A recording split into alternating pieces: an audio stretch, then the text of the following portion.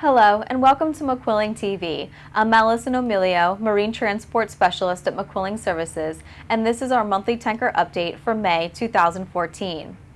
With ongoing refinery maintenance in Asia, preliminary data showed that imports to China declined from 6.81 million barrels per day in April to around 6.17 million barrels in May.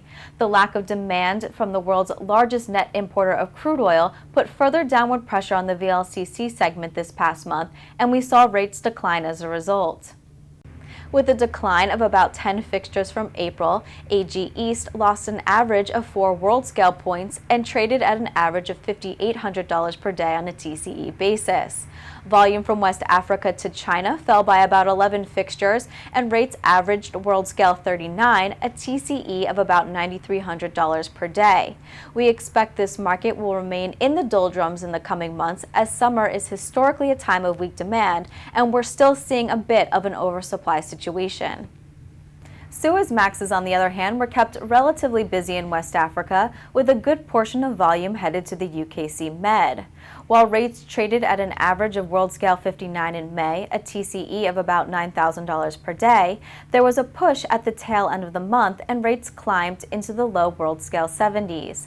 Owners will look to capitalize on this momentum in the coming month, and we anticipate rates will trend slightly higher than May. Volume was also steady in the Black Sea Med, and rates were able to make some modest gains as tonnage availability tightened. Rates peaked at the world scale 87.5 level, or just about $19,000 per day. Aframaxes took a ride on the Caribbean U.S. Gulf roller coaster this past month as rates were up one week and down the next. A flurry of activity at the start of May helped to push rates up in the mid-world scale 120s, about $20,000 per day, until they fell back down to the world scale 115 level due to inactivity. From there, rates firmed back up to the world scale 120s ahead of the Memorial Day weekend in the States, and then dropped more than 20 points as the month closed. We expect that rates will remain under pressure in June. In the cross-med market, Aframax rates were not quite as volatile, although there was a spike mid-month to around the world scale 100 level, or about $14,500 per day. Rates did quickly correct themselves and averaged world scale 81 in May, or about $8,000 per day.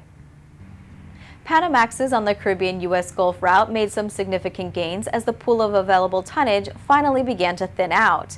Rates increased throughout the first couple of weeks of May to around the world scale 140 level, or about $15,000 per day on a TCE basis. But the momentum could not be sustained, and rates fell back down to the world scale 115 level, or about $8,000 per day. We expect rates will remain weak in the near term. In the clean tanker market, LR2s on the AG Japan benchmark trade felt the pressure of a drop in volume by about 5 fixtures from April. Rates traded at an average of world scale 91, or about $11,000 per day on a TCE basis. Meanwhile, the LR1s gained some strength as they posted an average of world scale 110 in May, up 14 points. There was a significant decline in fixture activity from the UKC to the U.S. Atlantic coast as 20 less MRs were employed on this route in May. The market was further pressured by ballasters from an even weaker U.S. Gulf, causing an excess supply of tonnage. Rates averaged about world scale 104, or $2,000 per day on a TCE basis. When compared to last year, vessels on this route were earning roughly $13,000 per day. Although they were weak, U.S. Gulf UKC rates remained steady in the low world scale 70s. Fixture activity was supported by European demand as refiners began to exit their maintenance period. U.S. Gulf distillate exports to Europe hit about 480,000 barrels per day in May. With new building tanker deliveries remaining steady, we don't anticipate rates will see the light at the end of the tunnel anytime soon. This concludes our monthly tanker update for May. I'm Allison O'Melio. Thanks for watching McQuilling TV.